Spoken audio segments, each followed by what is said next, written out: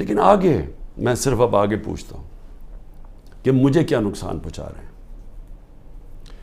مجھے میری بہنوں کے اوپر اور بھی رشتہ داروں کے اوپر انہوں نے کیا ہے.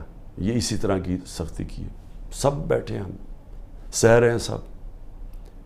میرے گھر ابھی تک سیکیورٹی کا جو چیف تھا وہ ابھی تک غائب ہوا ہے. اس کو اٹھا کے لے گئے.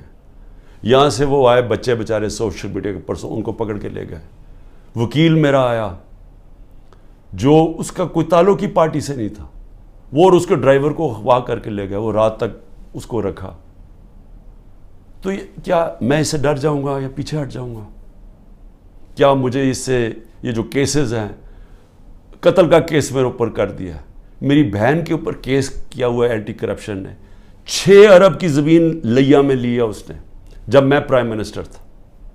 یعنی ایسے ڈفر ہیں لوگ. میں واقعی یہ ڈفر ہی ہوں گے. وہ اینٹی کرپشن سے کیس کروایا. وہ اس نے چیک سے پیسے دیے تھے, اور پیسے کتنے تھے؟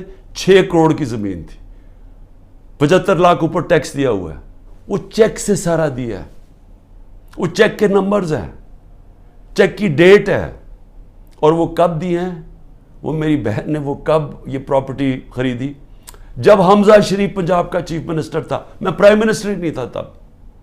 تو اب سوچ لیں کہ یہ کس سطح کے اوپر پہنچ گئے کہ 160 کیسز ہو گئے میرے پر. کیا میں پیچھے ہٹ گیا ہوں؟ کیا میں پیچھے ہٹ جاؤں گا؟ میں تیار بیٹھا ہوں. مجھے پورا پتا ہے کہ انہوں نے جیل کا پلان بنایا. میں تیار ہوں جیل کے لیے. لیکن اس سے کیا ہوگا؟ چل میں جیل چلا جاؤں گا, ڈسکوالیفائی کر دیں گے مجھے. اتنے کیسز ہیں, کبھی بھی کر سکتے ہیں. اس سے کیا ہوگا؟ یہ میری آج بات یاد رکھ لیں, کیونکہ آپ کو پولیٹکس کی سمجھ نہیں ہے. یہ پولیٹیکل انجینئرنگ بار بار فیل ہو چکی ہے. یہ جو آپ کرنے جا رہے ہیں, میری ذرا سن لیں بات.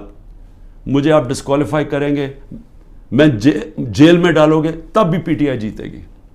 تحریک انصاف کا ووٹ بینک بڑھتا جا رہا ہے. یہ ظلم کی وجہ سے اور لوگ ہمارے ساتھ آ گئے.